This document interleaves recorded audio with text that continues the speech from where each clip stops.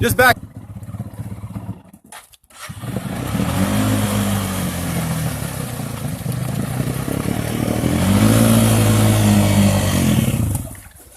We left early to go get Fraser some. If you need to get gas out of your Polaris, just unhook the line off the fuel injector and have your buddy pulse the key for you, and you can actually use the fuel pump to fill up a water bottle.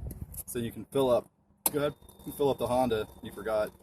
It takes about 5 pulses of the key to fill up the water bottle. You got about a 10% loss rate, not a big deal. Donald Trump's president, so gas is going to get even cheaper. That's how you do it.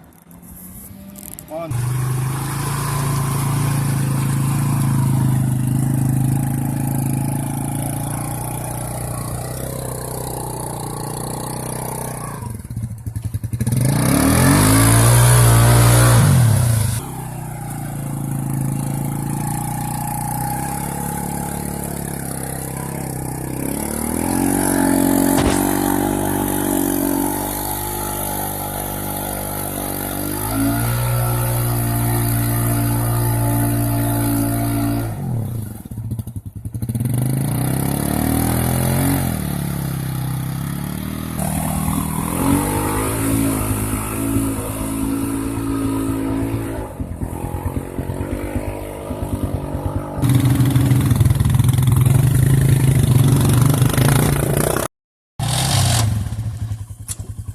It's a characteristic feature. Go, go, go!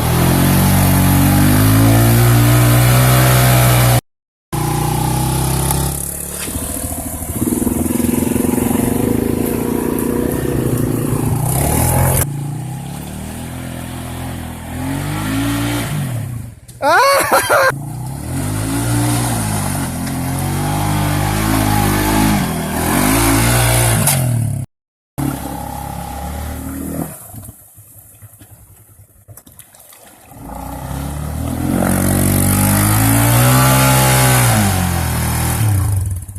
Belt's wet, just put it in park right there.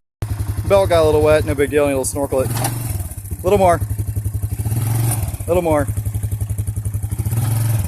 Alright, now come back.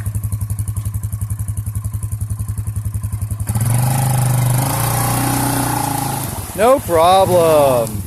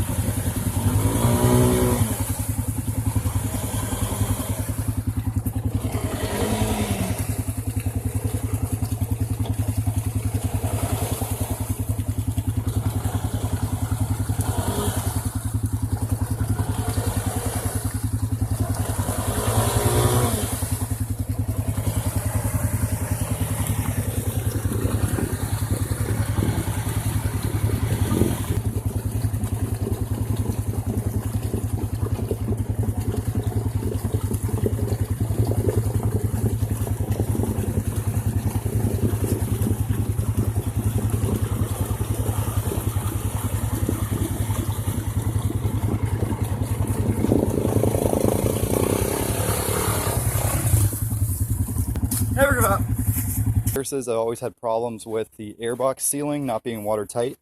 They always have 2 clips, and I know it's because you can't really expect them to be watertight, right? I don't buy the high lifter editions because, well, I'm not that kind of guy. But so they're not snorkeled super high. The breathers are, you know, decent and stuff. All these breathers are going to go with the roll cage eventually when I fully snorkel it. But I did fix the problem with the airbox seal today. So it just has these 2 clips, which means there was about a 1/4 inch gap along the sides of the airbox right here where the seal is. And you can see there's just a zip tie there. That's all you got to do. A lot of people would go crazy in ultra gray or ultra blue or ultra black, the airbox lid on. But that's a terrible idea because you're out on the trail, you swamp it, you got to find a way to shake the water out of your air filter, whatever. And then when people do that, they never change their air filter again and they never maintain it, which is a terrible idea. All you need to do is put 2 small holes and 2 zip ties, essentially adding 2 more clamp down points because the airbox lid had warped. And when I pulled those zip ties down tight, it pulled, there is a nice factory foam gasket in there. It pulled the lid down about, I don't know, 5/8 of an inch. I mean, it was significant. Like I was able to pull like 20 clicks out and it was click, click, click, click, and it made a nice little smushing sound as it squished down against that foam. And that airbox is tight now. Got the 2 clamps here, the 2 hinges in the back. Make sure those are seated, and those 2. But on the Ace, you really got to make sure when you're putting this airbox on that just before you put the zip ties, when you do these 2 clamps, you got to make sure that these things seat all the way over there because it'll get stuck. The clamps will still latch, they'll just stretch a lot, but you got to make sure that the box is seated all the way over the lip. The plastic Polaris uses on the airbox boxes and the belt housing boxes is not a super high quality plastic. It feels pretty chintzy. But the belt boxes seal well because there's enough bolts, right? There's a bolt every so often and it keeps pressure. But both the airboxes on my bikes have had to have extra reinforcements added, which I like to do with a zip tie. And if you're really worried about the little holes you put in your airbox with a flat blade screwdriver melting it, put a little ultra gray on those or whatever. But the important thing is on the side of the trail, I can cut those 2 zip ties, check my air filter, see if I got it wet or whatever, and then put 2 more zip ties and be good to go. If you ultra gray your airbox lid on and you bring your bike to me to work on it, I'm not gonna break your airbox and have to check your air filter. That's on you. That's stupid. You should never, ever, ever ultra gray your airbox lid on.